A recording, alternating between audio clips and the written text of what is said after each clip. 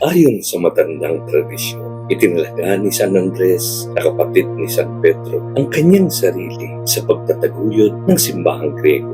Nahirang siya bilang obispo ng Constantinople. Dahil dito, kinikilala si San Andres bilang pintakasi ng Gresya, Rusya at Scotland kung saan ipinangaral niya ang mabuting balita.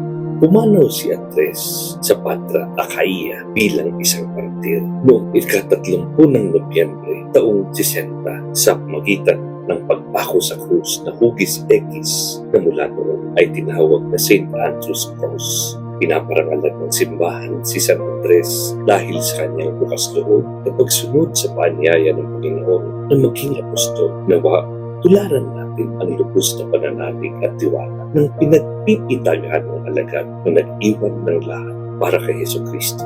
San Andres Apostol, ipanalangin mo kami.